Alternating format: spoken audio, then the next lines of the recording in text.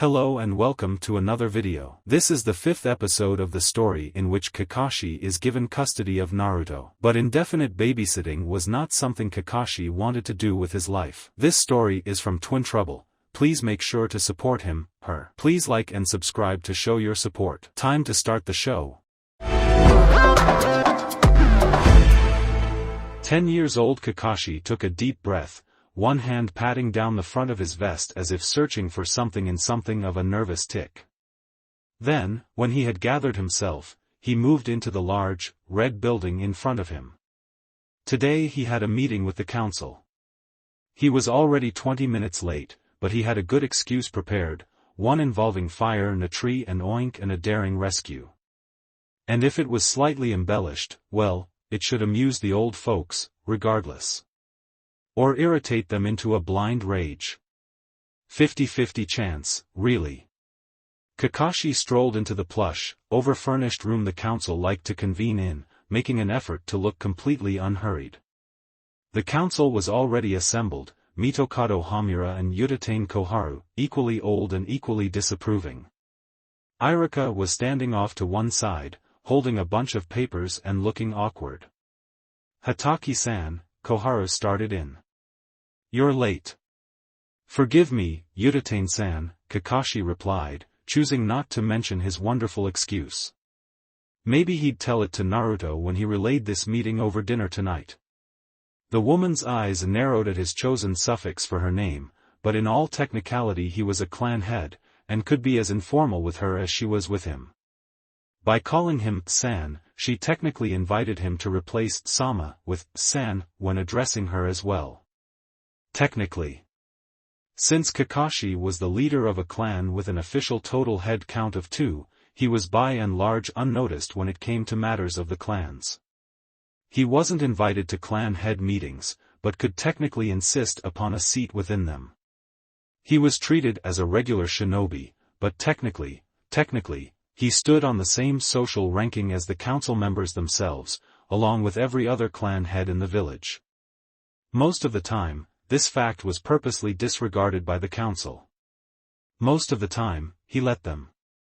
Today, the Hokage had suggested he use his title, to push through a tiny snag that had caught his ankle in his endeavor to raise Naruto. Shall we get down to business, then? Hamura said. He didn't invite Kakashi to sit, but the Hataki did so anyway, choosing a pillow and settling himself casually. Fine by me, Kakashi said. It's about Naruto, isn't it? There is a matter we must discuss concerning your son's schooling, Koharu said stiffly. Kakashi looked at her. His schooling? I was under the impression he was in the class that would be graduating next week. Yes, that is the issue, Hamura said crisply. Your child is 10 years of age, and so is forbidden to graduate by the decrees passed by Sandame-sama 5 years ago regarding early graduation. Kakashi blinked, unpacking that sentence. That decree states that no child can be caused to graduate before he or she has completed 6 years of formal schooling, he admitted. But Naruto-kun is ready to graduate, so I am asking you to waive that rule. And why should we? Sniffed Koharu. Kakashi looked at Iruka. Iruka jumped. Oh. Right, he said into the silence, realizing he was late on his cue. Well, I have here Naruto's scholastic record. He's a model student, despite frequent absences, and is one of the top-ranking students in the class. He's currently the strongest competition for Uchiha Sasuke, who is widely regarded as a genius. Do you have a point, sensei? Asked Hamura, impatient. Iruka frowned at him, understanding the way he said the word sensei was actually an insult. It is my opinion as Naruto-kun's schoolteacher that he is more than ready to graduate. You are certain? Hamura questioned. As ready as Sasuke-kun, Iruka said lightly. Thank you, sensei, you may go, Koharu said, voice clipped. Iruka bowed a little and left. So? My son is ready to graduate. Kakashi spoke the words as a prompt. Really, it was an open and shut case, and he still had his ace in the hole. Be that as it may, the decree is quite clear. 6 years of formal training, I know, Kakashi spoke over the old person's prepared stuffy speech. But he has had 6 years of training. I taught him formally for 4 years prior to his entering the academy. So don't let that worry you.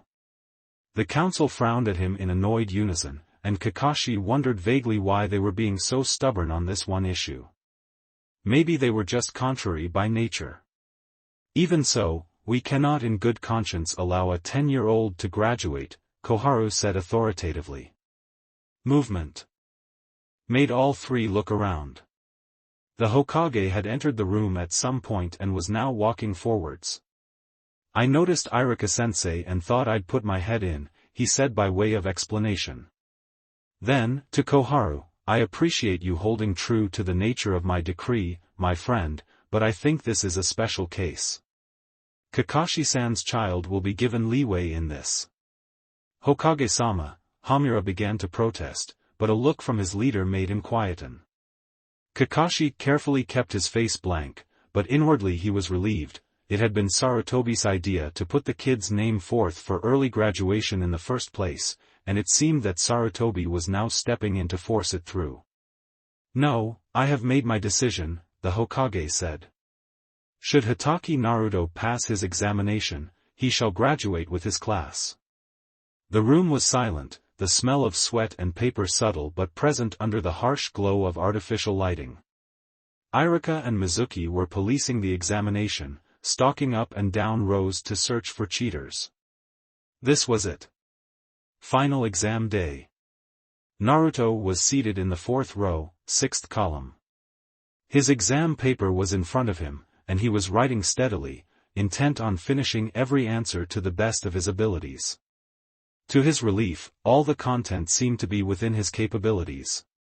Suddenly those hundreds of hours his father had used to pound all that theory into his brain seemed justified, and Naruto's pencil moved quickly to shape the kanji he needed to answer each question.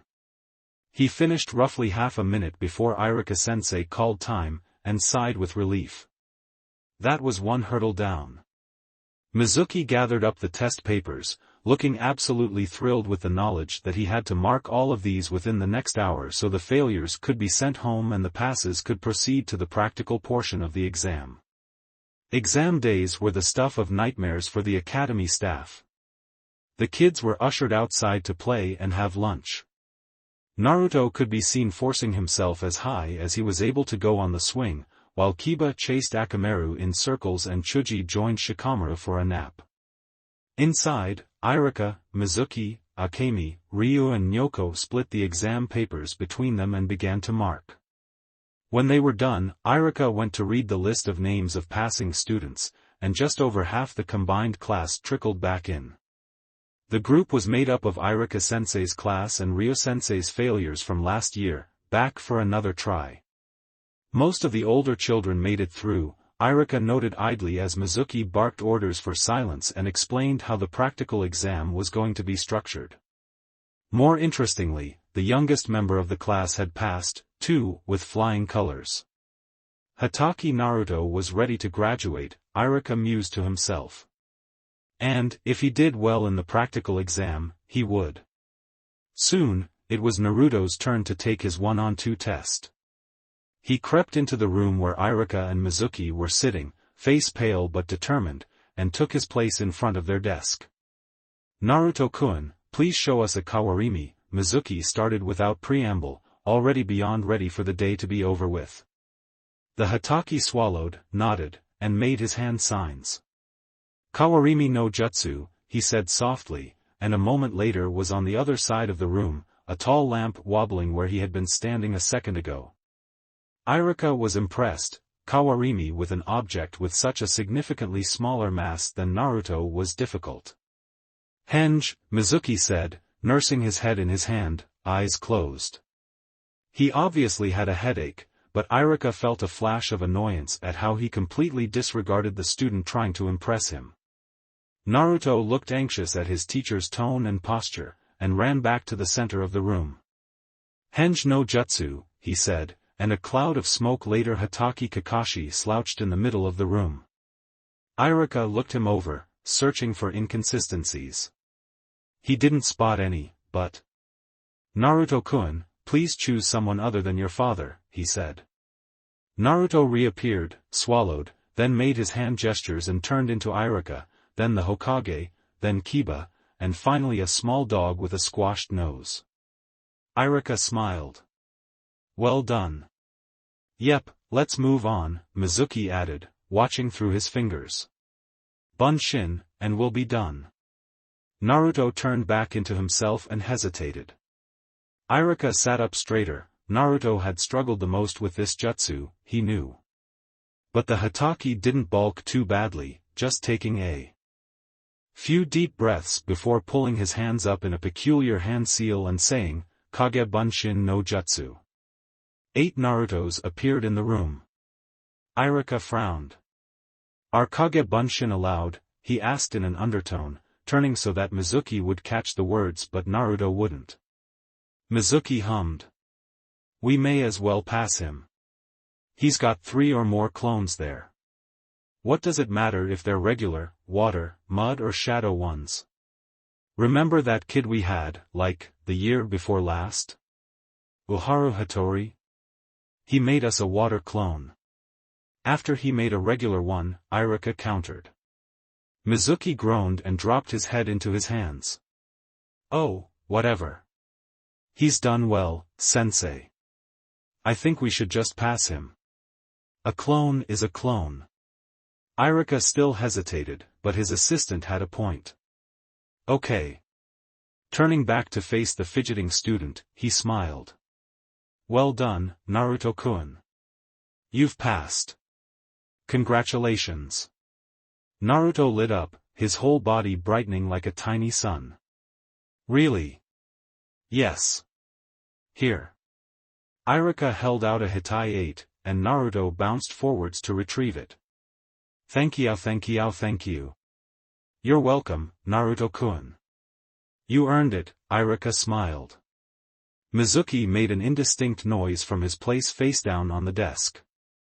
Next, he called a moment later, and Naruto took that as his cue to bolt, clutching his headband.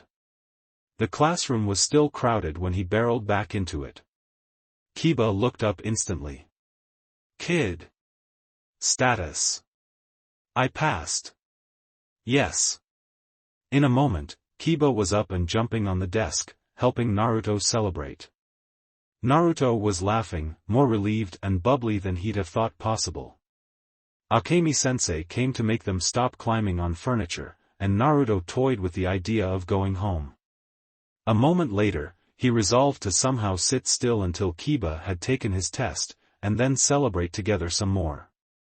Oh, Kakashi, sang a Chunin when said Jounin walked into the missions room that morning. Kakashi froze, looking at the Chunin stacked high with purple scrolls in mild horror. No, he said. Yes, the Chunin replied, holding out one of the scrolls. Was there any color more evil than purple?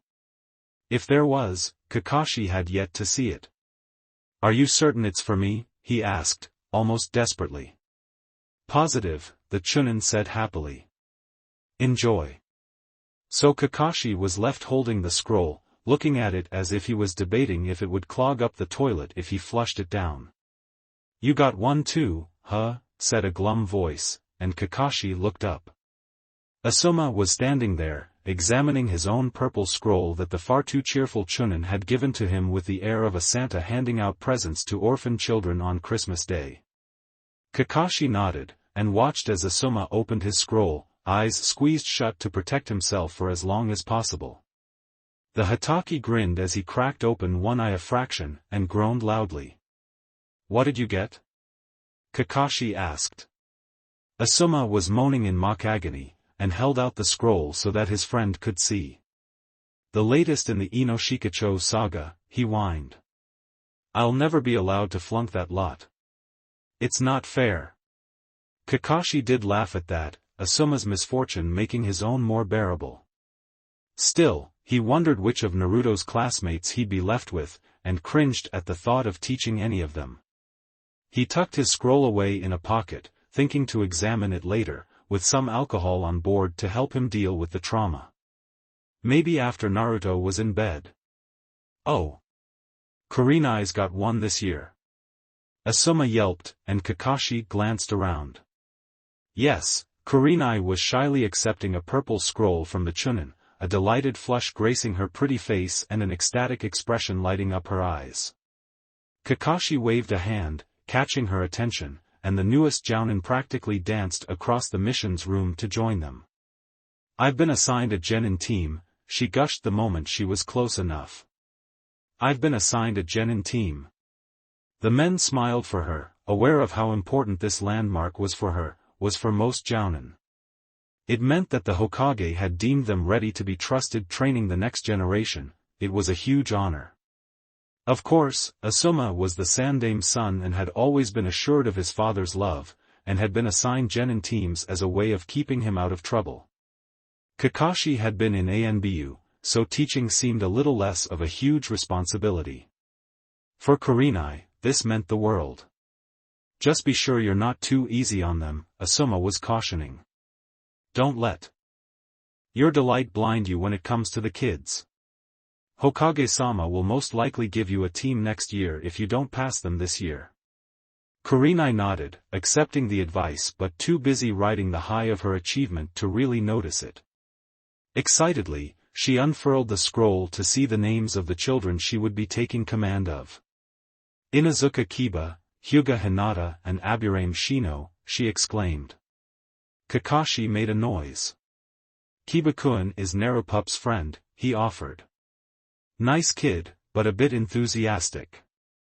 Hinata-chan is sweet but really shy, you'll be a good role model for her, I think. You know them? Kurenai latched onto him like he'd offered her the meaning of life. Kakashi took a step backwards, a little surprised by her intensity, and gave a nervous little laugh. Yeah. Kiba is Tsum's kid, Hinata is Hayashi's. Hayashi is always going on about his kids, when he starts talking, so I know most of what I know about Hinata-chan from him. She's totally timid, and has huge inferiority issues. Kiba-kun is, well, he's got a thick head, but he's certainly not lacking in the confidence department. And Shino-kun? What's he like? Kurenai demanded. Kakashi tried, he really did. He knew he'd met the kid before, just like he'd met Shino's father, but try as he might he couldn't recall what the boy was like. He's forgettable, he said honestly, and ducked a reactive indignant swipe. You'll have to find out for yourself, he added, nodding sagely as he stepped back, out of range. Asuma laughed. So who did you get, Kakashi? He prompted. I got Ino Shikacho, Kurenai got a group of trackers, what did you get? Kurenai stopped obsessively rereading her scroll to look at him as well. Yes, tell us. Then, as something else computed, Ino Shikacho? Ouch, Asuma. I know, Asuma said ruefully. Then the pair turned back to Kakashi. The Hatake sighed and pulled out the scroll, splitting the seal and unfurling it with no small measure of trepidation. When he saw the names inside, he blinked in a very great measure of surprise. And started to laugh. Dad! I passed! I passed! I'm a genin. Kakashi found himself quite abruptly face down on the ground, cheek mashed into the flower bed to the left of the path between the front gate and the front door of his house. He'd just been coming home, and had been assaulted from behind. Even now he could feel his attacker, hugging him delightedly, weight pressing him down. Good afternoon, Naruto, how was your day? He said, just a hint of a laugh in his voice as he pushed himself up and shoved the boy away, climbing back to his feet. Naruto bounced up, offered a Hitaiate like a trophy. I passed, Dad. Kakashi smiled widely, reaching out and managing to catch his jigging child, holding him close as a rush of pure pride flared through him. Well done, Naruto. I'm proud of you, he said. Naruto squirmed in his arms, too excited to stay still for a hug. Well, there is that test thing I still have to do with the Jounin sensei, but I passed and I graduated and I'm early, which is so cool, and Irika sensei said I could take the test and graduate with my class and I'm so excited and dash, why don't you tell me all about it over some celebratory ramen? Kakashi interrupted gently. Naruto beamed at him. Great idea, Dad. Let's go, let's go. It was dark and quiet in the Uchiha end of town. Owl shivered as he walked softly past the taped-off Uchiha complex, the empty houses seeming to mock him as he hurried to escape the memories they represented. He soon reached the apartment inhabited by the surviving Uchiha and hesitated. Owl wasn't on duty. He wasn't even supposed to be out of ANBU HQ, and he'd be in a lot of trouble if it was discovered that he'd decided to go for an unauthorized wander around town. But he'd been away on a mission, and hadn't been around to check up on things lately, and he was a little worried. Some people in town were isolated, and didn't know how to look after themselves. Pausing outside Uchiha Sasuke's window, Owl took a moment to listen. No movement, and the light was out. There was only one trap on the window, and the ANBU made short work of it before easing up the glass and sliding inside, a shadow just a shade darker than the ones around it. Inside, he paused again, listening to the sound of Sasuke's even breaths. He was in the Uchiha's bedroom, and it was obvious that the boy was fast asleep. His eyes adjusted quickly to the gloom, and Owl picked his way forwards, stopping to look down at the sleeping child. He looked all right. He was plumping out, obviously eating right again, and his young muscles were showing early stages of definition. His skin and hair looked healthy enough, and textbooks strewn around the bed indicated late-night study sessions were taking place. Not sick, eating enough, training right. All good things, all reassuring to the ANBU. Absently, he petted Sasuke's dark hair, adding just a touch of chakra to the motion to induce good dreams, before sliding away towards the heart of the apartment. In the kitchen he rustled around, checking expiration dates and the general state of things. He poured a little rice he'd brought with him into the mostly empty bag on Sasuke's counter and added tea to the canister behind the kettle. The milk in the fridge was expiring in 2 days' time, so he replaced that with a fresher bottle and changed out some sad-looking fruit with some newer, fresher pieces. Then he moved to the bathroom and made sure the Uchiha air had enough soap and toilet paper, and cleaned a few spots where the mold looked like it was about to become sentient. Sasuke's house had the look of one whose owner obviously tried to keep it clean, but had no practical knowledge when it came to proper housework. Owl silently wiped dust away from window panes, fans, and drapes to keep it from eating the paint away and returned to the bedroom, satisfied. Sasuke was still sleeping, so Owl let himself out as invisibly as he'd entered, resetting the trap on the way out and improving it a fraction. He took off at a run to get back in his bunk before anyone missed him, and added the previous 10 minutes to the growing pile of memories not to be examined, spoken of or admitted to ever again. Still, inside, deep where he was sure no one would ever find the thought, Owl was glad. He's doing okay. Naruto was leaning against the desk, slumped forwards, his arms crossed and his chin resting in the convenient pillow that made the picture of bored dissatisfaction. He'd arrived late, made tardy by the fact that his father had wanted to get him fitted for a new set of training weights before school that morning, and then had overslept.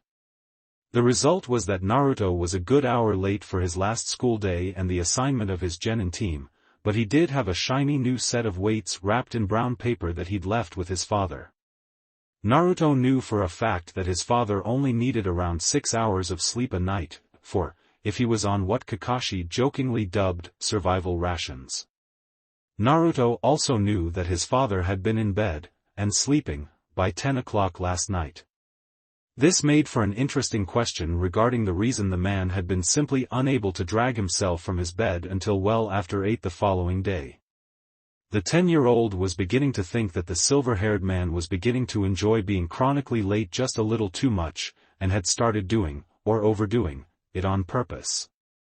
In any event, when Naruto had finally crept into his classroom, Arika-sensei had been angry and shouted at him, and, worse, far worse, the only empty seat was next to Yamanaka Ino. Ino was beautiful, and Naruto had known her for almost as long as he could remember. Inoichi-san's daughter, she'd turned up at birthday parties and New Year gatherings where Naruto was also in attendance. The problem was that she was a fangirl, and fixated on Sasuke like nothing else. And she'd apparently missed the memo that he was no longer 5, so, when she noticed his existence, she was so condescending it almost made the Hataki's head explode. At that exact moment, Ino was too preoccupied making eyes at the back of Sasuke's head to notice her young classmate slide into the seat beside her, which suited Naruto just fine. The boy settled himself and focused on his teacher. Iruka-sensei was reading out the team assignment slowly, with the air of listen carefully because I'm only saying this once. As several civilian-born students got grouped off in a predictable pattern, Naruto wondered vaguely who he'd be pushed with, toying with a half-hearted hope that he'd be teamed up with Kiba, Chuji, Shikamaru, or Shino. Squad 7, Hataki Naruto, Iruka-sensei read out, and Naruto's head came up, mind racing to try and guess who else was on his squad. The list would be alphabetical, so that cut out everyone on the register above him, as well as all the ones who'd been assigned teams already. Haruno Sakura, Uchiha Sasuke, Iruka-sensei finished, and Naruto groaned bodily. The chief bastard himself and a civilian-born fangirl. That was a wonderful mix. Sasuke had half-turned to glare, and Naruto glared right back.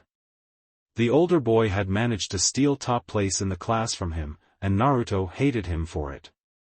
He especially hated the mockery that had resulted once the final results had been published. Naruto was only second by 3 points, anyway, but it was 3 points that Sasuke was determined to lord over him. "Sensei," the Hataki said, interrupting his teacher. "Why do I have to be on a squad with Sasuke? I thought you were smarter than that." Iruka frowned warningly at him. "This year the Hokage decided that, as you are graduating 2 full years prematurely, you will be placed with the 2 top students in the class. Sasuke-kun was the highest-ranked student in this class, and Sakura-kun was only a point less than you, so you were grouped together. Now, Squad 8- but Sensei." Naruto protested. "Surely it's better to design a squad where we actually tolerate one another? Sasuke and I will tear each other apart." Iruka shrugged, the image of couldn't care less. "If you want to graduate today, Naruto-kun, this is the squad you have been assigned. You may, if you choose, stay another year in the academy and be grouped with students from Akemi-sensei's class." Naruto ground his teeth, seriously considering the pros and cons of staying behind, but grinned his support as Kiba hooped excitedly a few seconds later when his name was called and the raging temptation died down. He'd deal with the squad, for now at least. He laid his head back on his arms and settled in to wait. Their teacher was late. They were the only ones in the classroom, and had been for a good half hour. Uncomfortable silence had settled over them like a thick blanket, leaving the 3 children still and quiet in the room. Finally, Naruto jerked his head up and blinked owlishly at the door, frowning absently. "What?" he murmured. The others each glanced at him, then individually dismissed the noise.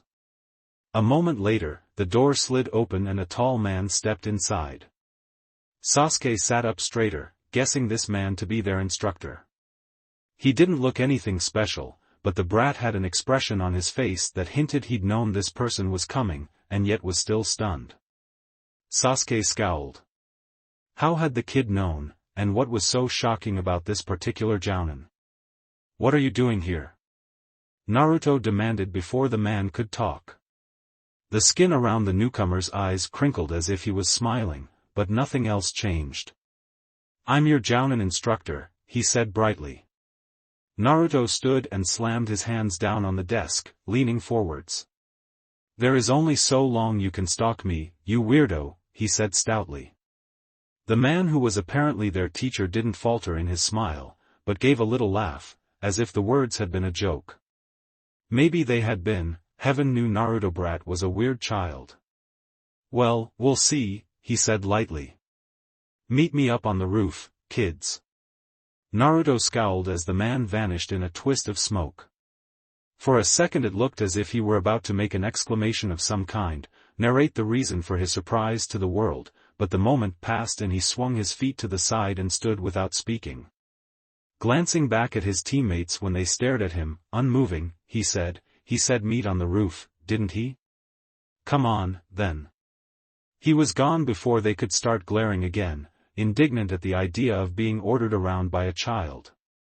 A few minutes later saw the four of them sitting on the rooftop, Naruto scowling at his so-claimed stalker with an expression that was almost a pout while Sasuke, a little uncertain about the situation, eyed the man who was meant to be their teacher warily. Sakura seemed unconcerned, though Sasuke admitted to himself that it was hard to tell, with the fangirl swooning over, whatever it was this time, and paying no attention to their situation whatsoever. Well, I guess this is everyone, the man said. Naruto's glare intensified by a factor of 2.3 and was studiously ignored. So, what say you guys introduce yourselves? There was a heartbeat or two of killer intent-stricken silence before he continued, pointing at Naruto. You can start us off. Naruto's lower lip pushed out into a real pout, and he narrowed his eyes at the man like he'd been betrayed. Public speaking? And you started with me? I guess everyone here knows that my name is Hatake Naruto. I am a dog person, not a cat person. I live with my father. I don't have a mother. I have a problem with Kyumo, bees, annoying bastards who treat me like a little kid and, newly added, jounin who apparently make it their goal in life to stalk me through every stage of it, regardless of how much mocking from classmates that may mean I have to endure. Cue significant look at their teacher. The man was superbly unaffected. Naruto scowled. I like ramen, the pack, and tempura. In fact, tonight, I'm going to demand tempura for dinner. Dad promised me whatever I like, to celebrate making genin, and I'm going to make sure he eats with me. So there. Sakura didn't seem to react beyond a patronizing glance at the little one. Strike one, Naruto thought grimly. Sasuke spared him a disdainful snort. Their teacher winced imperceptibly, before nodding at Sakura. Okay, Pinky, you're up next. Oh. The girl jumped a little, startled out of her Sasuke watching and blinking like a deer caught in headlights. My name is Haruno Sakura. I like. She paused, glancing sideways. My hobbies. Another sidelong glance, followed by a giggle and a rather impressive blush. It hadn't escaped Naruto's notice that she hadn't answered the first question yet, either. My dreams for the future. The high-pitched squeal would have ruptured eardrums if Naruto hadn't been expecting it, having heard a similar conversation before. He thought Sasuke had winced, and the Jounin sensei was rubbing at the corner of his jaw somewhat painfully. I hate Ino Pig. That seemed to be the end of her speech. Their teacher said, nodding at Sasuke. Our broody team member, then. Sasuke grunted. Naruto rolled his eyes and shifted, the easygoing kid unaccountably annoyed with the entire situation. My name is Uchiha Sasuke. My likes and dislikes are none of your business. I have no hobbies. I have no dream, it is an ambition. One day I will kill a certain someone. The aura of doom he'd been building up abruptly came crashing down around them as Naruto sighed and grumbled, drama queen. Sasuke shot him an acidic death glare that would have stripped bark off trees, while Naruto remained unmoved. Briefly, Sasuke wondered what it was about this Jounin that irritated the blonde, but dismissed the question. Yes, well, the adult said. Moving on. So, tomorrow we're going to have our first survival exercise. I expect you all there bright and early, training ground 22. Sensei. Why are we doing survival exercises? Sakura demanded. We've already done them in the academy. A suspicious glint entered her emerald eyes and she shot Naruto a glare. This isn't because of him, is it? She demanded nastily. What was the point of letting the kid graduating if he can't handle missions? Sasuke glowered, pinning the jounin with his dark gaze. I refuse to be held back by some baby, he stated darkly. Naruto cut off their teacher's reply with a scoff. Relax, guys. It's not my fault, he said, looking directly at Sakura. This is just the second genin test. Yes, we've passed the academy test, but our teacher, he said the word with delicately, as if it held greater meaning, has to agree that we are skilled enough to warrant teaching. How would you know that? Sakura said dismissively. You're just a little kid. Naruto gritted his teeth against the accusation. I've watched my dad test a few teams, he said simply, carefully level. Every year he gets one. Hasn't passed one yet. Anyway, I know about this extra test, and before you demand to know why I didn't tell you, you never asked. In fact, you never speak to me, so don't get all titchy that I haven't bared my heart and soul to you in the past. The blonde paused for a moment, and then added as an afterthought, and I'm not a baby. Yes, well now that we've cleared that up, the teacher stepped in before anyone could explode. Why don't you three toddle off home? Get a good night's rest.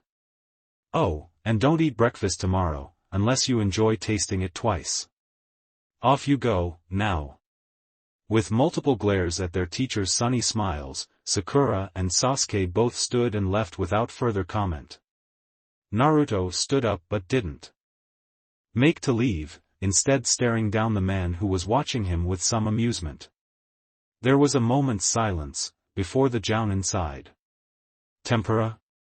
Really, Naruto, your poor father. His least favorite food? Naruto stood still, arms crossed over his chest and scowl firmly in place, directed at his new teacher. A lazy eyebrow rose in silent confusion, and the 10-year-old growled, "Why didn't you tell me?" His teacher's face was shinobi blank. "Oh, so you're that Hokage Naruto, then? I didn't realize. I've heard so much about you." "Dad, shut up." Hokage Kakashi grinned.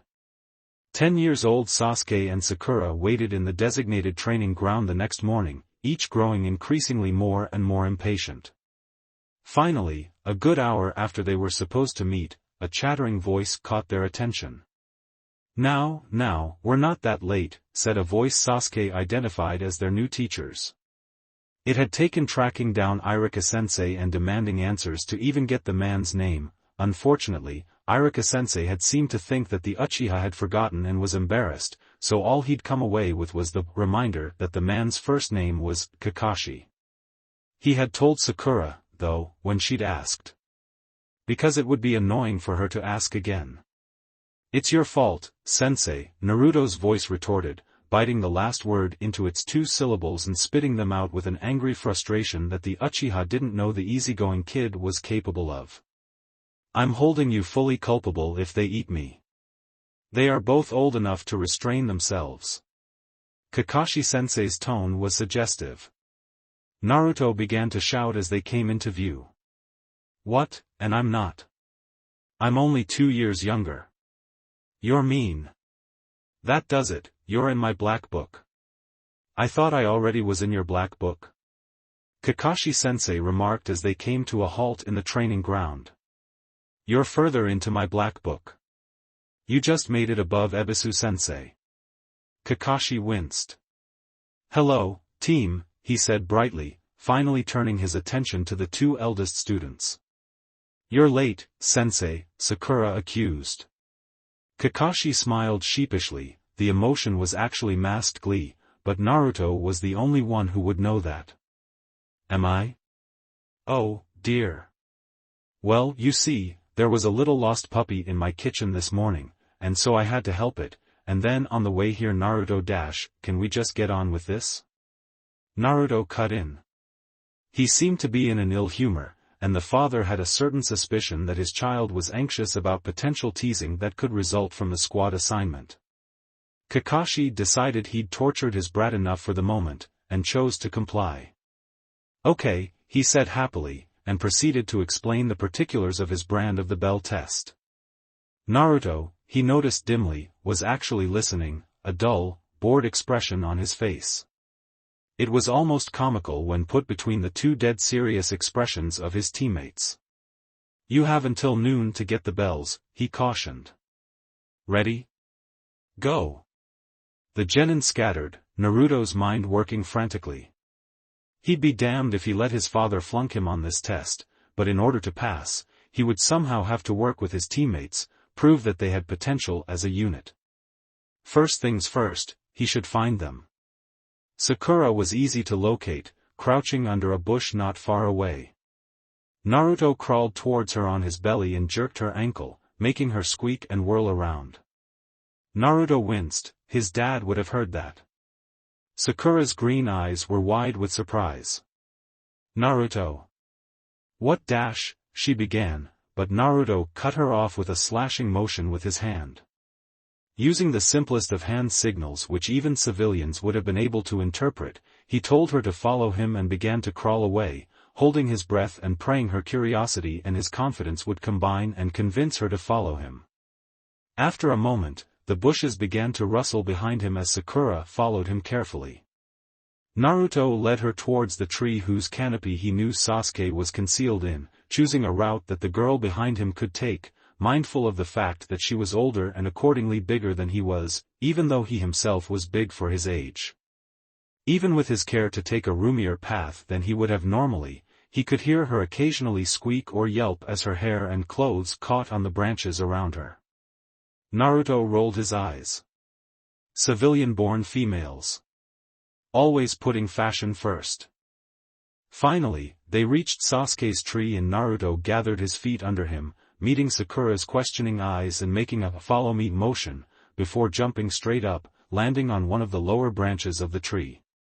Soon, he and Sakura had climbed to meet Sasuke, who had torn his eyes off Kakashi and was glaring at the pair as if trying to make them spontaneously combust. "What the hell are you doing?" he hissed. Sakura shrugged helplessly. "Naruto just said to follow him," she whispered quickly. "I didn't know he was bringing me here." "I'm sorry, Sasuke-kun." Naruto cut her off. "We need to work together," he said without preamble. At the twin incredulous and angry looks he received, he elaborated, "That's the real reason for this test. It has nothing to do with each of us competing for the bells, it's all about how well we can work together as a team. Look, at the moment, we suck. Right now he's just interested in measuring our potential not to suck." Sasuke snorted. It was bad enough that he was being forced to work with a kid without that kid making stuff up to try and seem smart. Time to take him down a peg, before he got worse. "Che. If that's the case, then why can only 2 people pass this round?" he asked reasonably, if caustically. "Don't bother with him, Sasuke," scoffed Sakura, turning away. "He doesn't know anything. He's just a little kid." Naruto closed his eyes in disbelief. Did these two really believe he had grown up in a Jounin's house without picking up a few tips? "This is ridiculous," he thought. He moved forward and stomped on a set of uncovered toes. Sakura, who owned the toes, squealed in pain and jerked away. Naruto stepped closer again, entering her bubble and raising one finger. "First point, I, unlike you, have been through these before. I have watched at least a half-dozen teams failed, and so I've picked up a few things not to do." He raised a second finger. "Second point, my father has been grooming me for this literally since I could walk. If this were a real situation and not a test, our best bet would be to team up in the hopes of getting the bells from our most dangerous enemy, and then if we needed to killing our weakest member so each surviving member got a bell. This isn't a real fight, you stupid." Sasuke began acidly, but Naruto plowed through, as if he hadn't heard. "Third point, haven't you even noticed that there are only ever teams of 3 genin, not 2 or less? That's because the default squad is 4 members, our 4th being our Jounin instructor. So, we all pass or we all fail. Fourth point," he turned and glared at Sakura. I am not some little kid. I am just as skilled as you are, and I'm not gonna let the fact that you're a girl stop me from proving it, with violence, if I have to. Fifth point. He paused for effect, looking between the two silent 12-year-olds, one sullen, the other shocked. I kinda know this Jounin very well, and I have a plan. I am not flunking this test. So are you going to work with me or not? Kakashi watched a bird fly overhead, swooping happily, and wondered how long this would take. Sure, Naruto knew the true purpose behind this test, but convincing the other two was another matter entirely. Idly, he wondered if it was ethically sound to give his kid a passing mark in this test. Maybe he should have changed it to something Narupup hadn't seen before. Well, he wasn't really expecting the kids to pass this time through, anyway. Maybe he'd send the two older ones back to the academy, and take Naruto as an apprentice. Or take Sasuke as an apprentice, and let Naruto stew in the safety of the academy for a couple of years. Last week, Kakashi had been happy for his kid to graduate. Now, he was having doubts, and was seriously considering taking his permission back again. Sarutobi would be irritated, but... A muffled cry from among the trees made him glance up from his novel for a second, but he quickly dismissed it. Silly, clumsy genin, he thought derisively. If I were a real enemy, I'd be able to locate and eliminate each of them easily just from the goddamned racket they're making. Briefly, he considered going and teaching the brats a lesson, but shrugged it off. Nah. They're rookies, I'll cut some slack. Besides, knowing Naruto, this could well be bait to draw me into a trap, whereas if I stay right here, I choose the battleground and they have to come to me. Decision made, he turned back into his novel. Only to look up sharply as the harsh tang of blood made its way to his nose. Who was bleeding? Why? Concern built as Naruto stumbled out of the tree line, gripping his left arm as if in pain and lips trembling. Dad, he cried, his voice wobbling. Kakashi the father was very worried, but Kakashi the shinobi steadied him, making him approach slowly and cautiously. This could be a trick. Naruto, he said in a careful reply. Naruto looked up, and Kakashi's heart lurched when he saw real pain on his son's face, before the tears welling in those blue eyes overflowed and began streaming down the boy's cheeks. Dad, he choked, taking a few more stumbling steps towards his father, almost desperately. Daddy. That was enough to convince Kakashi. Naruto really was hurt. But how? And by whom? Naruto? What happened? He demanded, striding closer. When he was within 10 meters, he could see that the child had a long gash down his left forearm, wrapped clumsily in a bandage. Sasuke, Naruto stuttered brokenly. He attacked MEWH when IT told him we should work together. Kakashi felt a jolt of fury towards the dark Uchiha, but he put it aside for the moment, intent on aiding his son. It's okay, Naruto, he soothed, closing the distance between them as Naruto collapsed to sit on the ground, sobbing. It's going to be alright. No. It's not. Naruto sobbed back. Kakashi was a bit taken aback, his son hadn't acted like this for at least 3, maybe 4 years. Then again, there was a lot riding on this test, and he supposed being snubbed and then injured by a classmate and now teammate would have to smart something awful.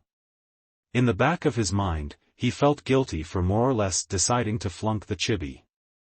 It'll be okay, shoo, Kakashi soothed, crouching to place a hand on each of Naruto's shoulders. Naruto's blue eyes flicked to his face, then past his shoulder, before returning to the ground. Then, he sniffed and used his good hand to brush away some of the fast-falling tears. Kakashi's attention was caught by the eye's movement, and he began to turn, checking what Naruto had been looking at. He knew that both Sasuke and Sakura were in that direction, and, Daddy, up. Naruto suddenly demanded, every bit as juvenile as the last time he had said that, at 4 years ago. Kakashi stared at him, his undivided attention effortlessly grabbed.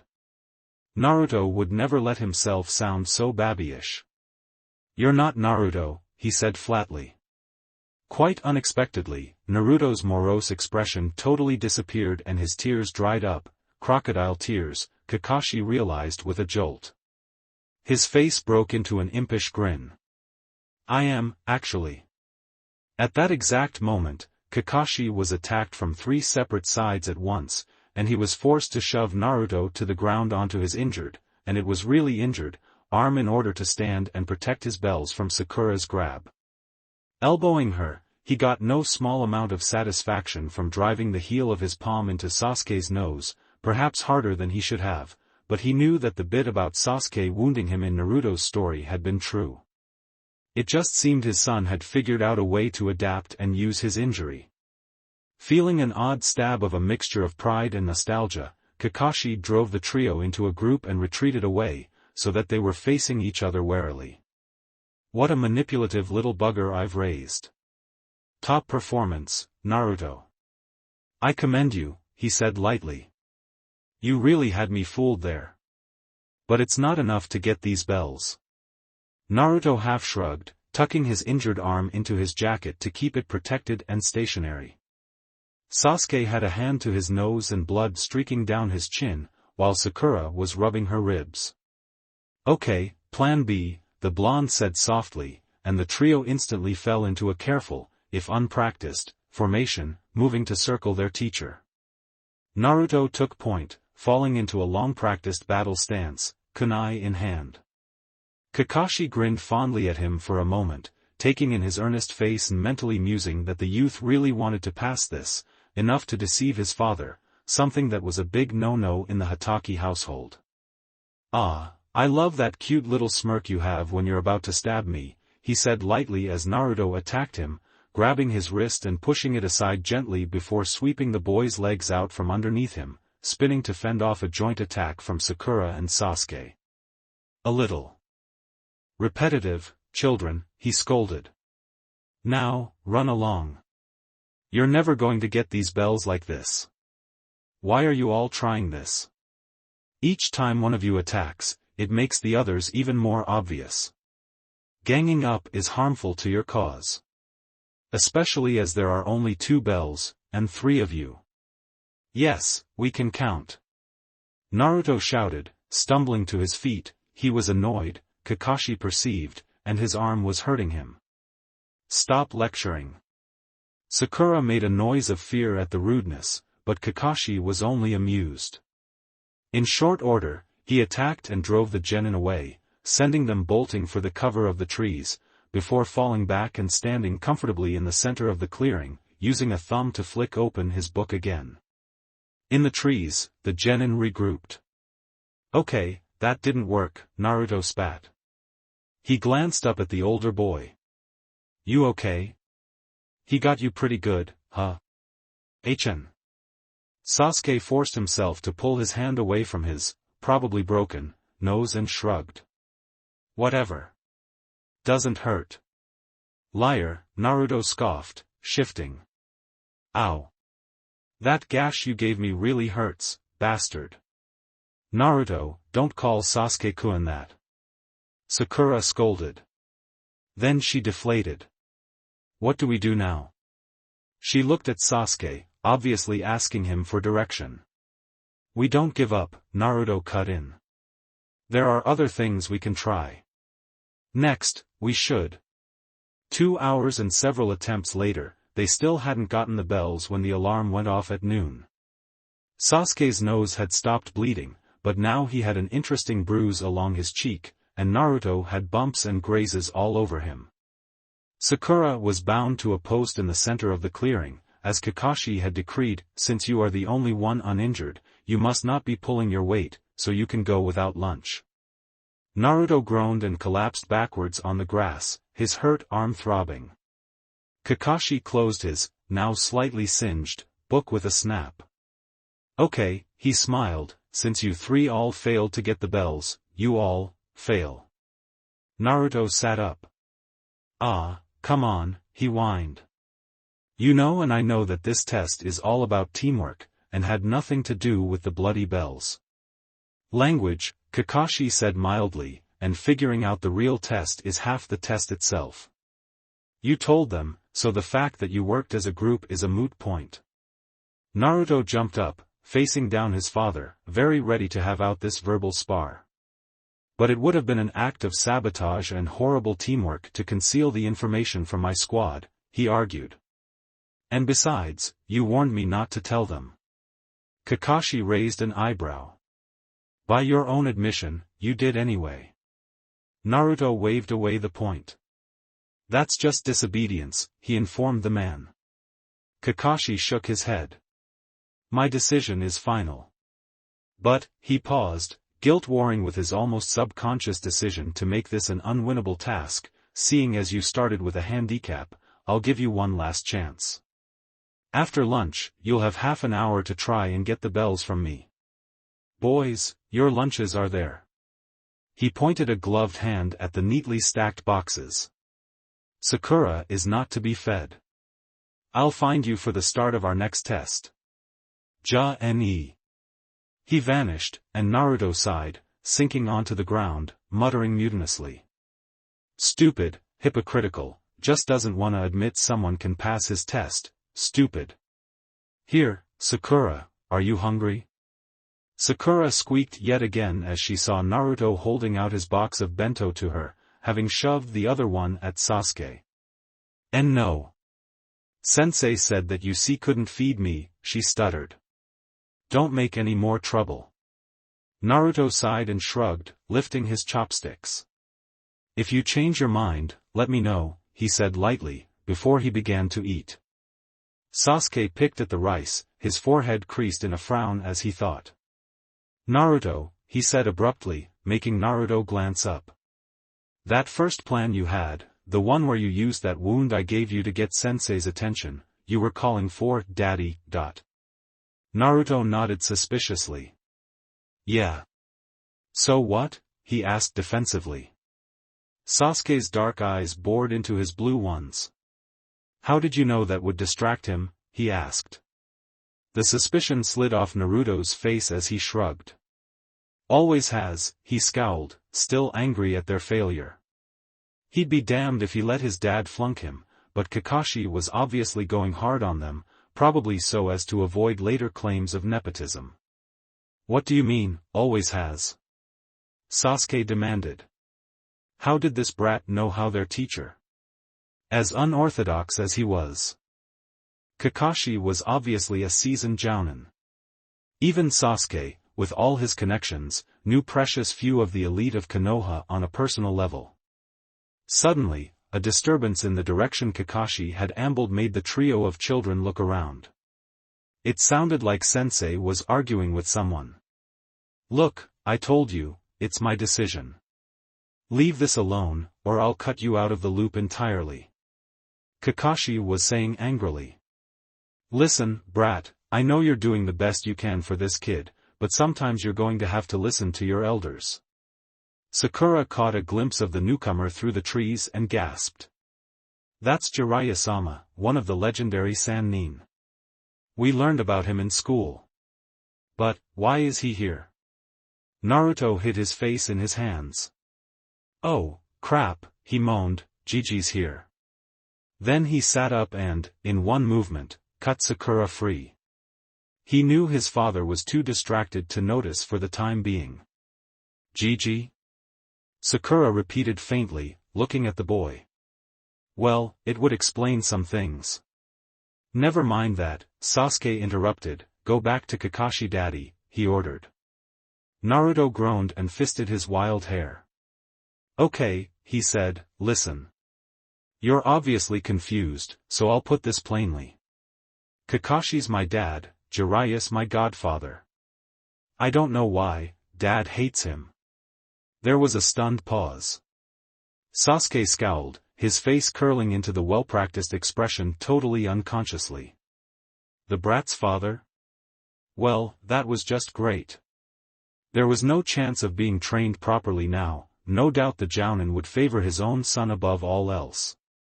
He brushed aside the slightly uncomfortable thought that his attacking the kid earlier right under Kakashi's nose may have some unpleasant repercussions while in the back of his mind, a part of him berated himself for not recognizing the jounin on sight.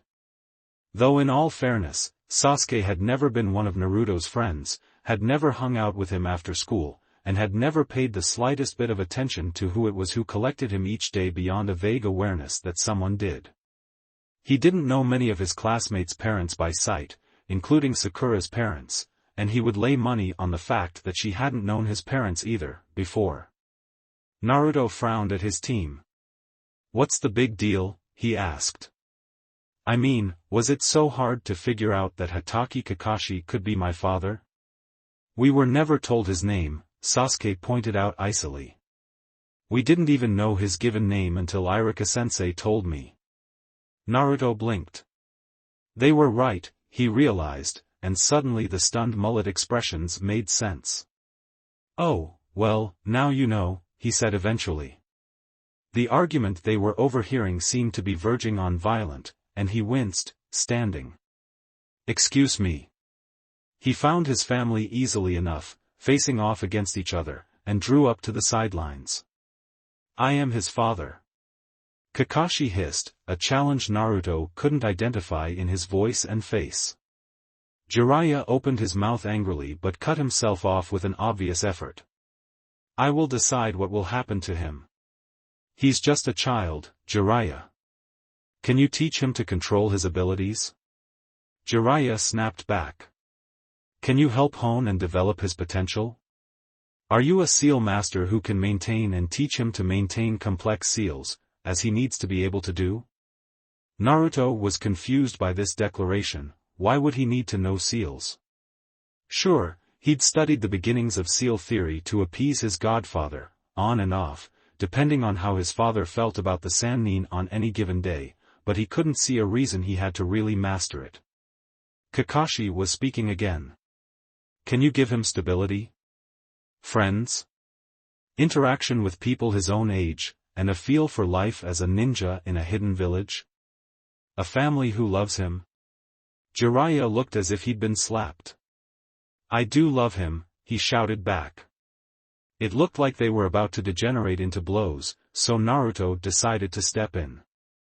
As much as he would enjoy such a fight, he had no wish to see one of these men turned into orange goo. He had a sneaking suspicion it would be Dad. "Hey! That's enough," he shouted, taking a few steps forward. Both men turned to him, and he added cheekily, "Don't make me put you in timeout.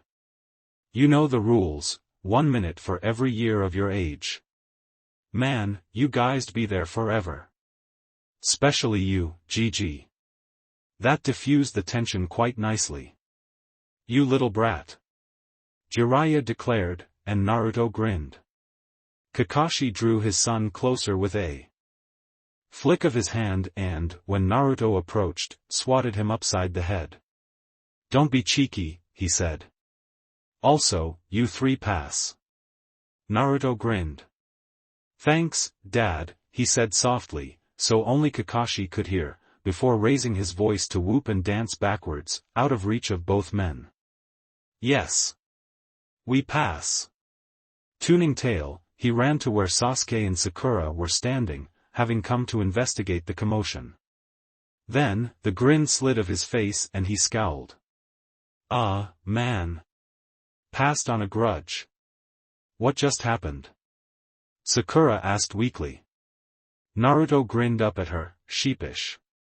"Seems Gigi wanted me for an apprentice, and Dad's way against that, so Dad, being Dad, passed us just to spite him. He does that.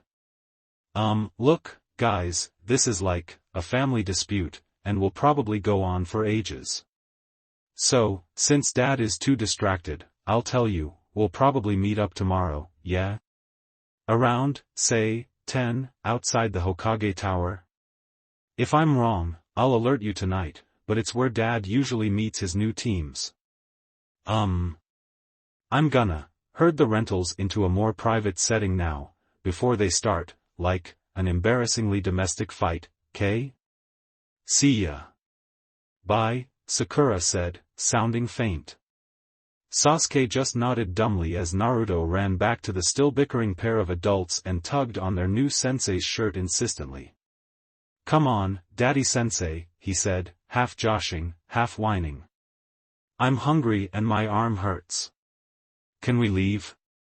That distracted both men quite effectively, and the two 12-year-olds were left forgotten in the training field as Kakashi snatched up his son and the two ninja left at top speed, headed for the hospital with Naruto protesting the ride the whole way. There was a silence after they were gone. Then, just as Sakura was getting up the courage to say something to her crush, Sasuke seemed to shake himself out of his shock. Well, come on, then, he grunted, fishing in his pocket for a handkerchief and holding it to his nose to wipe away the blood that had dripped down his chin. Sakura squeaked. What? She stuttered. Sasuke shot her a dull look. I'm going to ask around town, see if I can find out any more about the Hokage family, especially the blonde baby. Are you coming, or what? Sakura nearly had a stroke. Sasuke-kun was actually asking her to come along with him. No, more than that, had assumed she'd be coming, as if, her breath caught, as if he thought she belonged with him, by his side. Oh, her dreams were coming true. SS sure, she squeaked, so high-pitched she sounded like a mouse being trodden on. Sasuke turned away and began to walk. Come on, then. The denizens of Konoha were, in accordance with a ninja village, generally quite close-mouthed. However, when it came to gossip, Hokage Naruto, the lady in the weapons shop said, blinking with a bit of a smile. Of course I know him, he and his father are in here every other month. He's such a sweet child. They're in here that often? Sakura asked. How often did that kid lose his kunai? The woman nodded. Ever since he was a little boy on his father's hip. She grinned conspiratorially and leaned forward, whispering, I heard he teethed on kunai. Knowing Hokage-san, I'd believe it, too. It was a similar story everywhere they asked. Everyone seemed to know something about the mischievous blonde. Oh, yes, the little one comes in here all by himself sometimes for bread, the woman at the bakery chattered when they stopped to get some bread for Sakura's mother and casually inquired about their third teammate. You know, I've known since he was, a wee little thing. His daddy always buys bread here, see, just like his granddaddy did. Gifted little thing, always chattering and asking questions. You know, I heard he was reading by 18 months old. The man where they stopped for lunch at the dango shop had something a little more interesting he didn't quite mean to say which intrigued Sasuke. Oh, yes, he's a charming man, Hokage, and his child is very cute. Daughteress quite taken with them. Talented, too, I've heard. Lives up to the Hokage name nicely. Only, an ugly expression passed over the man's face briefly. I did wonder at his father's choice of name. Sasuke looked up, interested. What do you mean? He asked. Naruto is odd, yeah, but... Sakura added, trying to prompt the man on. The man hesitated, rubbing his hands uncertainly over his large sides. You two would be too young to remember, but once there was a child, about your age, actually, with the same name, nasty piece of work that one, but he died, the man said abruptly. What are you dash? Sasuke began suspiciously, but the man cut him off. No, don't you two worry your heads about it, he said forcefully. It's dead now, anyway. But that Hokage kid, well, I heard he graduated the academy this year, at 10. Can you beat that, in these times, eh? As they left the shop, a man wearing a jounin vest and a headband waved them over. Hey, kids. Come here. Cautiously, the new genin approached what looked to be a gathering of 3 adult ninja. What? Sasuke asked darkly, aware that Sakura was hiding behind him. The shinobi grinned. I heard you asking about Hokage Naruto in there. Why the interest in Kakashi's kid, huh? He asked seriously, taking a senbon out of his mouth and spinning it in his hand. Sasuke frowned. What's it to you? He asked. The brunette Jounin raised an eyebrow. Vetted interest, he said lightly, his brown eyes boring into the dark ones of the Uchiha, fingers flicking the end of the throwing needle as if waiting to use it. You'll find a lot of us are interested in the little one's safety, and we don't like it when other people with no need to be get interested. Sakura squeaked in fear and quailed behind Sasuke, her eyes flashing to the other two shinobi and whimpering. That had been a threat. Relax, Sasuke said, apparently unruffled. We're Konoha ninja, okay? Naruto was in our class. Now he's on our team.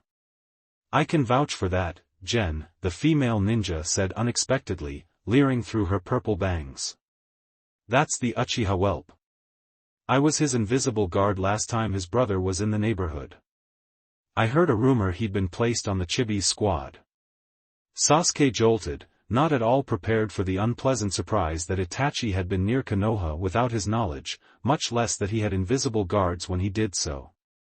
The aura of doom the genin had managed to build up vanished in a heartbeat, and he was left feeling a little out of kilter. We just wanted to know about him, he said hesitantly.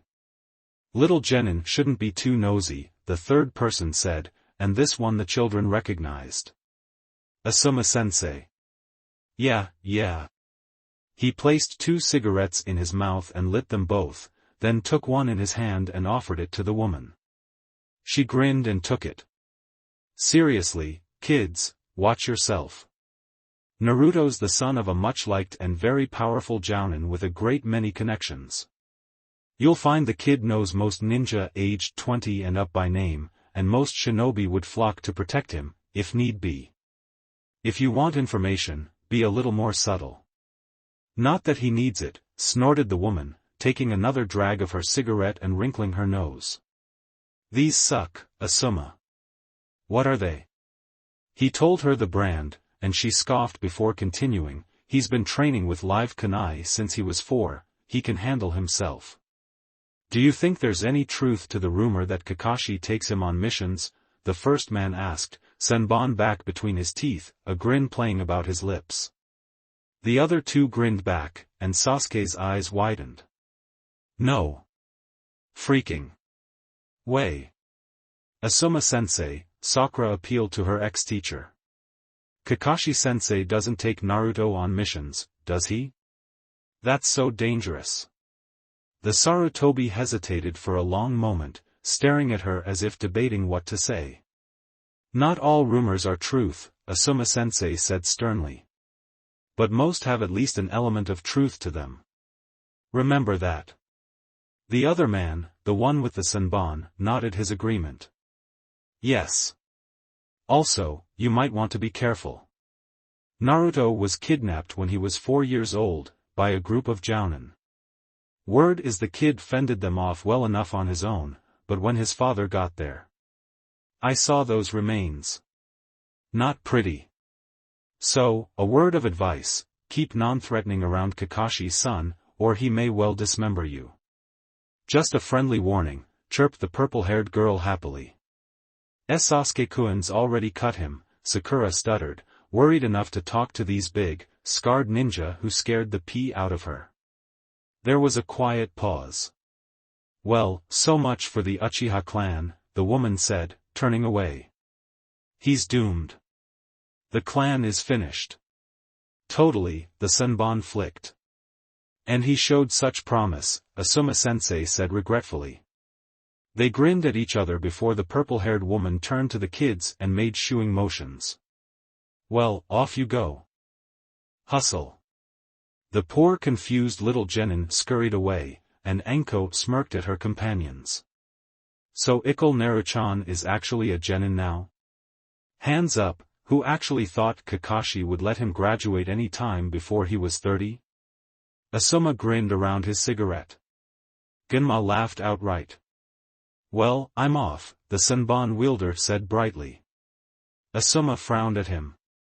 Where are you going? He asked. Genma snickered. To tell Guy. Who better than the green beast to make a fuss? This will be brilliant. Anko's smile was evil enough to make angels swoon. Make sure you get him to congratulate the whole Hokage family, in a very, very, public place. I'll get the camera, Asuma said, ditching his half-finished cig in the dirt and hurrying away. I'll get Hayate and Yugugo, Anko said, following. Left alone, Genma grinned. And I'll get Guy. This is so stupid, Naruto grumbled under his breath. Shut up, brat, hissed a voice in his ear. Yeah. He'll hear you, added a different voice. Naruto rolled his eyes. Oh. That would be a tragedy, he drawled. Naruto, just bear with it. We're almost done, said a patiently exasperated voice this time. But Dad, Naruto began in a whine. Positive ID on the target, Sasuke interrupted, talking over the younger genin. Bow on the left ear, Tora on the collar tag. Good. Move to intercept, now. Kakashi ordered over the comm unit. He watched as his 3 chibis leapt at the small gray animal they were stalking. It yowled when Naruto snatched it up, holding it around its middle and scooping it up against his chest, the same way he lifted puppies. The cat didn't take kindly to being grabbed, and hissed, raking its claws down Naruto's tanned arm and face. Kakashi jerked, stepping forwards before he could stop himself, ready to tear the creature away from his son if it had hurt him. A cat could damage quite a bit in a 10-year-old, could scar, could blind them easily, Naruto yelped, then growled and dangled the struggling creature at arm's length by its scruff, scowling at it. We wasted an entire afternoon rescuing this, he asked, adorably disgusted. Sakura took the animal and bundled it against her chest, pinning it so it couldn't scratch or bite. It settled reasonably quickly, content to glower at Naruto through her arms. Kakashi jumped down next to the trio, nodding. Good work, people, he said brightly. He paused by Naruto, tilting the boy's chin up to examine the 4 long scratch marks along his cheek, crossing the scars already adorning his face. Do these hurt, Naruto? Naruto jerked away, flushing red. Kakashi spotted his furtive glance at his teammates, as well as Sasuke's condescending sneer.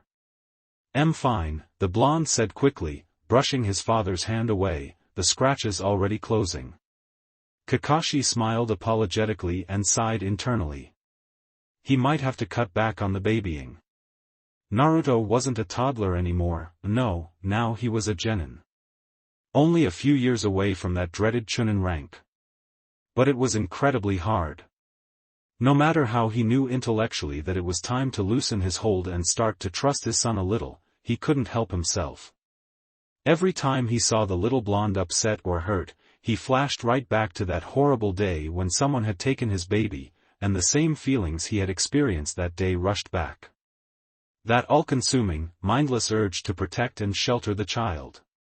He knew that he was holding the boy too close, but he just couldn't help it.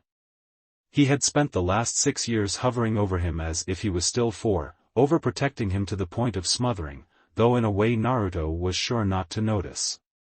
After all, those trips out of the village, those long hours spent teaching him to be deadly.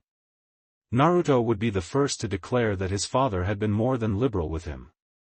Never mind that the training was to ensure that Naruto remained out of public eye and well within the bounds of a Hokage prodigy, not to mention kept out of harm's way and safe under his father's proverbial lock and key for hours on end. Likewise, he was totally unaware that the beloved field trips were only so common because Kakashi didn't trust the academy staff to watch over the blonde, and typically lasted around a fortnight before he started fretting incessantly and removed Naruto from school altogether. After a week, or 2, or 3, of Naruto all to himself and safe in isolation, Kakashi's mind would be able to convince his protective instincts that it was okay to try school again. So, in short, now Naruto was a genin, he was going to start to notice the smothering, and want it to stop. So he had to cut back on it. Easier said than done. Naruto fidgeted. His dad had gotten that faraway look in his eye again, meaning that he was once again lost in thought. It happened sometimes, and Naruto knew that he had roughly 3 minutes of total freedom before Kakashi came back to Earth. In his youth, he had used the time to scribble on the walls in crayon. Now, his eyes narrowed and he glared at the demon cat in Sakura's arms, and a different way to spend the time crept into his mind. He grinned and gestured slowly for Sasuke's silence. The Uchiha looked about to say something scathing, and carefully took the cat from Sakura, pinning its jaws shut when it tried to hiss and bite him. Then he grinned wider and gestured for his teammates to follow. Or maybe it would be better to mother them all unbearably, and then slowly wean myself off it, Kakashi mused to himself. He nodded mentally, that small bit of him still 9 and trotting around after Minato-sensei and arguing with Obito gave an evil chuckle and a chibi victory dance at the idea that he'd found the perfect way to make Obito's emo, Avenger, Naruto's arm-injuring little cousin suffer. Decision made, Kakashi opened his mouth to tell his team to head back to the Hokage tower to deliver the cat, and blinked when he realized he was totally alone. Then sighed. "Damn brats," he muttered. "Now, if I were 3 genin, including Naruto, and I had a demon in cat's form with me, what would I do?" A 3-second pause. "Shit. Smile, you're in big trouble." Sasuke and Sakura both cringed, Sakura more noticeably. Each edged backwards, away from their big, scary teacher. They were standing in the missions room, and Kakashi-sensei had somehow managed to hiss that with such venom while still projecting an image of a happy, carefree man. Somehow, Naruto seemed immune to his threat. "Come on, Dad, it was just an experiment," he said, eyes wandering around the missions office, where the fight was taking place. "Haven't you ever wondered if a cat will really always land on its feet?" Kakashi smiled at the fuming woman who owned the cat they had retrieved and reached to subtly pinch his son's ear. It looked, and felt, like an inadequate reprimand, but it was a deceptively painful motion. "I have," the father said, carefully level. "Even so, we do not mistreat other people's pets like that. You especially do not drop the cat you are supposed to be rescuing. If you must experiment, you torture your own animal to do it, understand?" The biting sarcasm was enough to give anyone frostbite. Sarutobi glanced up as he felt the edges of the chill even though he hadn't heard what Kakashi had said, but soon turned back to the shinobi ahead of Squad 7 in line, listening to his report. Naruto just looked confused. "But I don't have a cat," he said. "The closest I have is Pakin, and everyone knows dogs don't land on their feet, so dropping him off the water tower is dumb." Sasuke was sure he heard the Hokage give an exasperated sigh even if the old man didn't move or give any indication that he was eavesdropping. That Anbu in the corner was staring openly, either laughing behind his mask or astonished that the Hatake could aim so much carefully controlled anger at his treasured son. Kakashi-sensei's eye narrowed further but he didn't get a chance to do anything as Sarutobi waved them forwards. "Now, Squad 7. Thank you for waiting. I understand there was some problem with the mission." It was almost amusing the way Naruto smiled while his teammates flinched at the reminder. Kakashi, meanwhile, seemed torn between anger and fear, his single eye flicking to the 2 Root Anbu members that Danzo thought Sarutobi hadn't noticed were planted in the room. The old Hokage knew exactly what his concern was, and nodded quietly to the Jounin, giving his subtle permission to stage a show. The children thought it would be fun to experiment with the item to be retrieved, Kakashi said on cue. It was a wonder that his words didn't freeze and fall to the ground on their way out of his lips. Shijimi, Tora's owner, bristled at the way he referred to her cat. "Well, I never," she began, but Kakashi quickly turned to her and bowed low. "Shijimi-sama, I apologize for the actions of my son. Please, understand he did not mean any harm by it. He is too young to understand the consequences of his actions." That was a low blow, Sasuke realized dimly as he watched Naruto Brat's face color. The baby hated digs about his age and maturity. The pudgy woman clutching her traumatized cat scowled at the lot of them, but seemed to melt as she fell victim to whatever spell Naruto's father was always able to weave over any member of the opposite gender. Naruto had personally long suspected black magic to be involved. "Well, all right," she grumbled, breaking eye contact with the older Hotake. "Tora wasn't hurt, I suppose, so, no harm, then." "Thank you, Shijimi-hime," Kakashi said, charming and courteous despite the anger boiling under the surface. He bowed again as she, after paying for the technically failed D rank, left without much fuss. Sakura, who had begun to relax, squeaked and fled for nice, safe and rather pale Iruka-sensei when Kakashi-sensei turned back to his son. "You little idiot," he said. Naruto blinked, taken aback.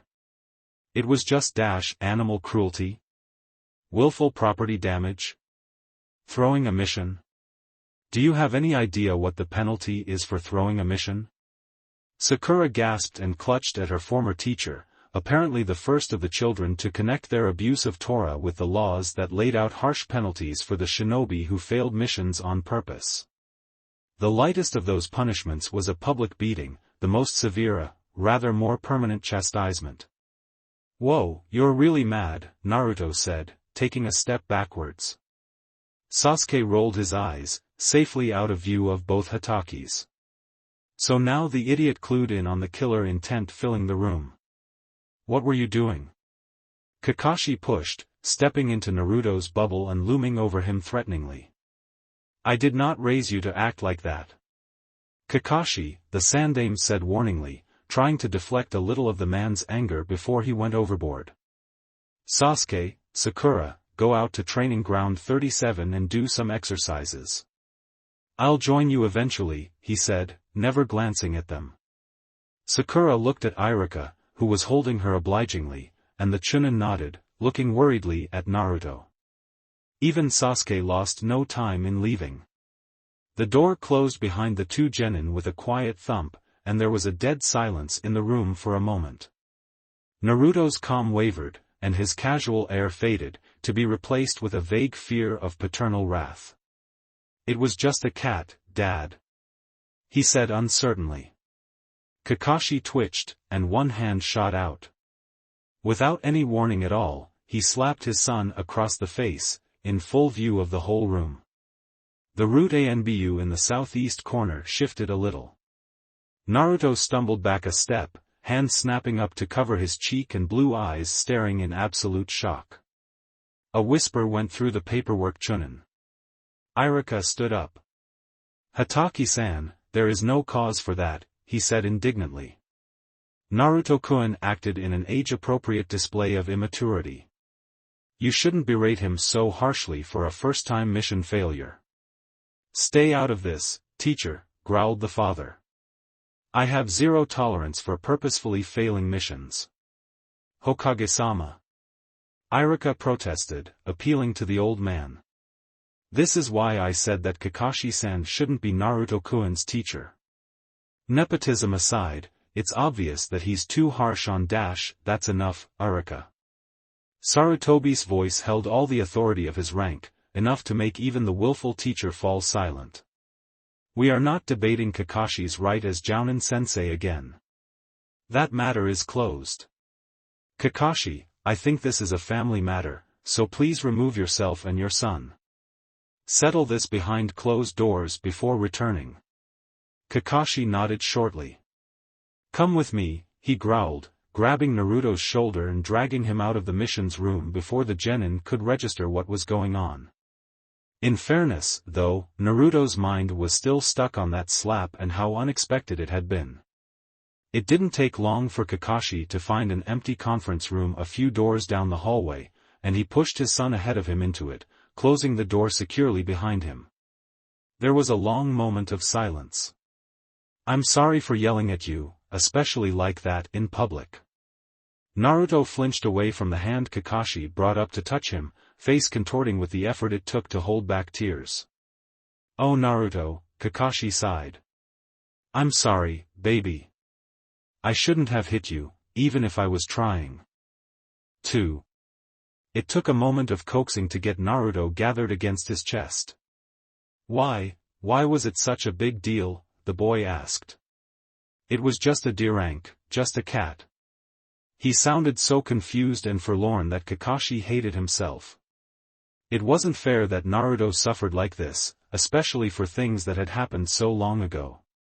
I wonder if Sarutobi even remembered my family history when he assigned you to me, pup. Naru, our family, we really can't afford to throw missions, love. Naruto sniffed angrily, scrubbing at his face. Why? He said bitterly. Because of the genius thing? Does that mean I can't have fun?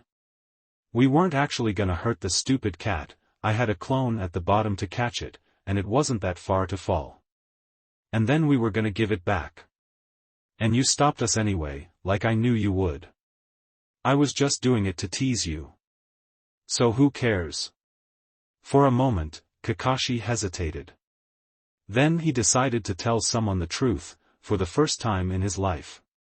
He had suspected he would have to confide in Naruto when he first saw Danzo, Village King bastard winner 8 years running, the main thorn in Kakashi's side his entire life, watching Naruto cheerfully climbing that water tower in an effort to completely disobey his mission orders.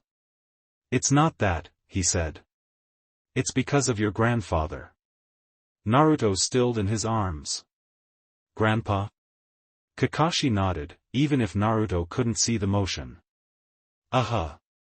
Most people think that he was the cause of the Third Great Shinobi War.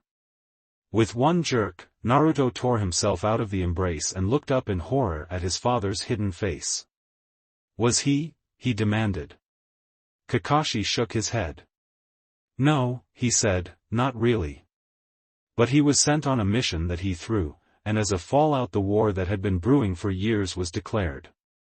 He threw that mission to save his teammates' lives, not for a joke, but he was still made a pariah. Eventually it became too much and he killed himself to escape the village's judgment. I was 8 when he died and ever since then I've been watched very closely for evidence of the same foul play. When I came home with you I was even audited by the council, twice, just to make sure I hadn't strayed outside the parameters of my mission. I want to break the chain of scrutiny with you, if I can. Naruto's expression wavered. With me? Kakashi nodded. I came down on you very hard then, in front of everyone, to build credibility, to give everyone who was there a good reason to think that you'll go out of your way to avoid throwing another mission. I will, Naruto instantly vowed, one hand reaching up to cup his cheek. That hurt. Kakashi bit back another apology. Naruto wouldn't appreciate it, especially not with his body language suddenly changing with the unpredictability of youth to say, I'm a big tough boy and I wasn't just crying. Come on, he said brightly, making a physical effort to let go of him. Let's get a new mission and they go find the others, okay? Cheer up. Naruto nodded, allowing Kakashi to pull away and stand back up. Dad, he said in a small voice. I'm sorry. For the last mission. Kakashi considered. I forgive you, he said. Hang your head and we'll go back to beg Hokage-sama for another task, eh? Half an hour later, Naruto, bruised cheek fading faster than it could darken, was happily walking a big dog with his father right beside him and Sasuke and Sakura a suitably spooked distance behind them. Not long after the cat mission, Sakura arrived at the designated meeting spot just after 8 in the morning, because, really, who was going to get mad at her? Kakashi-sensei was always at least 20 minutes behind schedule, and Naruto was always with him, and Sasuke, well, Sasuke had probably been there since 07:30, but he'd be well and truly into his morning warm-up, so he'd ignore her like he usually. The girl stopped short when she spotted Sasuke, who was this morning standing on the red bridge, eyes fixed on Naruto. The littler boy was completely oblivious, but he was present. He was sitting cross-legged on the splintered wood planks of the bridge, a workbook out and open in front of him. From the way his fingers were flicking, keeping place, it looked like he was in the midst of a tricky mathematics problem. A quick look around showed no Kakashi in sight. Sakura sidled up to her crush. Sasuke-kun? How long has he been? He was here when I got here, the Uchiha replied, sounding as unnerved as she felt. Where's? Not here, Sasuke finished before she could, looking around again as if to be sure that Kakashi hadn't appeared. Then why is Naruto? I have no idea. The pair stood in silence, each keenly aware that Naruto on his own in a secluded part of the village like this was something that never happened. Finally, Sakura could stand it no longer. Naruto-chan, she called, trotting forwards. The blonde boy looked up and smiled at her. Good morning, Sakura, he said brightly. Then he blinked. Wait, Chan. His face darkened. Don't call me that. It's Naruto-kun or Naruto, we've been over this. Sorry, Sakura conceded quickly, settling down next to the boy. What are you doing? Homework, Naruto replied calmly. There was a sort of universal blink shared by both of his teammates. We're out of the academy, brat, Sasuke commented, coming forwards as well. Naruto made a face at him. I wondered how long you were going to stand there and stare like a creeper, he said. Welcome back to animation, oh statue impersonator. Sasuke resisted the urge to swat the brat around the ears and see if it knocked out some cheek. The last time he'd struck out at Naruto, he'd become the enemy of an infamous jounin and had an ex-teacher pronounce him to be a dead man walking. Where's Kakashi? He asked shortly instead. Naruto shrugged. No. He went out on a mission last night. Pakken, he was the one who watched me, well, officially, but I totally noticed the ANBU he made watch me outside the window. Anyway, Pakken said that he'd meet us here. He goes on missions without us, squeaked Sakura, sounding indignant. Sasuke felt similarly, but held his tongue. Naruto blinked at her. Duh, he said. Dad's been working 2 jobs since, forever. Since the ANBU had to take over policing the village, and got all overworked, and Dad's a really strong jounin, so they send him away on high-ranked missions all the time. Sasuke felt cold. Naruto was talking about the night his family had died, however obliquely. Thankfully, neither of his teammates made the same connection, and neither looked at him in that moment. So why the maths? Sakura was asking. Naruto blinked at her. I told you, homework. I have to finish it, or I'll get into trouble. Sakura smiled in an attempt at gently. What she got was condescending, and Naruto gritted his teeth against it. She's not doing it on purpose, he reminded himself glumly. Naruto, she said, you don't have to do homework anymore. Irika-sensei won't care, you've graduated. Naruto looked her over with incredulity. It's not for Irika-sensei, he said. My dad sets homework for me to do, every Sunday. I give him my week's work to check over and he assigns a new set for me to do. Welcome to the world of overachieving genius when it procreates. Sakura giggled. Naruto had sounded so depressed when he said that. It was cute. Then she felt a surge of pity because, well, maths. Kakashi-sensei was evil. I'm glad he's not my dad, she admitted, still giggling away. Naruto wrinkled his nose at her, but didn't comment. Sasuke held his tongue too, despite how much he wanted to say that he wished Kakashi wasn't Naruto's father either. It had become clear in the last weeks that Kakashi had a very low opinion of Sasuke. The Uchiha was regretting that bladed show of temper against baby Hatake during the exam more and more with each passing hour. Not that the teacher was openly hostile, in fairness, it did seem that Kakashi was trying to be a fair and even teacher. However, the deep-seated dislike that had taken root the moment Naruto's blood had spilt made unbiased lessons impossible. Sasuke hated taijutsu practice, an activity he used to enjoy, because fights with Sakura didn't extend him, fights with Kakashi were more like beatings, and fights with Naruto had him pulling punches and breaking into nervous sweats as Kakashi fixed that one gray eye on him and flipped a kunai in his hand over and over. Ninjutsu was worse in a way, as Kakashi would instruct the whole group with lessons that seemed to be tailored to what Naruto could achieve. This was probably not a conscious decision, but rather Kakashi using what he knew from his son about children's abilities and matching them to the youngest, and presumably least developed, of the group. Unfortunately, what he came up with was hard.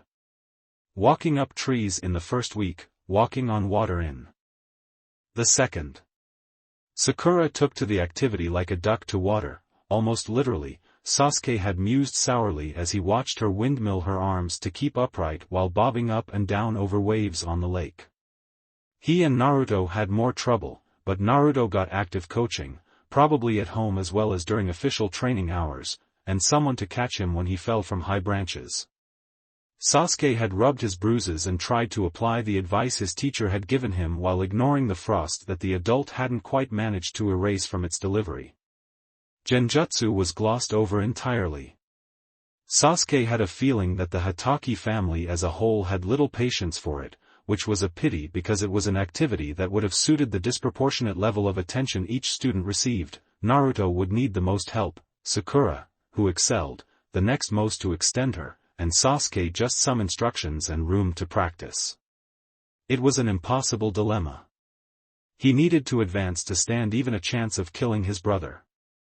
He was beyond the level of individual study, he needed a teacher to get any further. And his teacher was completely disinterested in him, at best. The 12-year-old Uchiha knew one thing for sure, something had to give. The worst part was that it didn't even seem to be conscious. Kakashi probably hadn't noticed how unfair he was, just like he probably didn't know just how smotheringly overprotective he came across as. His musing was interrupted by the arrival of the very man he was mentally complaining about. "Dad!" Brat exclaimed, jumping to his feet and rolling his workbook into a thin tube which he stuck in his shuriken holster. Kakashi smiled, or seemed to, and put a hand on his kid's head. "Hello, pup. How was your night? Were you okay by yourself?" Naruto rolled his eyes. "Oh, yeah. It was great. Just a quiet, private night, just me, a dog, and 4 ANBU hiding badly outside." The Jounin didn't have the grace to look abashed. "It's for your own good, kid," he said happily. "Okay. On to today's work. I think it's time for some nice, fun, deranks." Naruto and Sakura groaned in tandem, but trudged in the direction of the Hokage tower when Kakashi flicked his hands at them in a shoo motion. Sasuke stood still, wanting to try for a moment alone with his teacher. Kakashi made as if to follow a few yards behind his squad, then seemed to realize that a third of it was missing. "Sasuke? What's the matter?" he asked, tone cool but not hostile. Sasuke hesitated, but lifted his chin and met his teacher's eyes. "Sensei, I was wondering, is there anyone in the village who's a taijutsu specialist?" Kakashi's face didn't change, but he answered easily enough. "Why, yes there is. Mato Gai-sensei, Konoha's green beast. He's the village's leading expert in taijutsu." Sasuke grimaced. "Okay, he wasn't going there. How about a weapons specialist?" he asked. Maybe he could beg training off that person instead. It was on the tip of Kakashi's tongue to tell the Uchiha about Anko and her Senbon, but something made him pause. The hope in the whelp's face was telling, he wanted to go elsewhere for his training, to double dip. That wasn't a good idea, 2 training regimes at the same time would exhaust a 12-year-old. Besides, "I think you're good enough with weapons," Kakashi said coldly, and Sasuke flushed, knowing he was talking about the attack on Naruto. "Now come on, let's catch the others up." Bang went that idea, Sasuke thought as he begrudgingly followed Kakashi to the Hokage tower.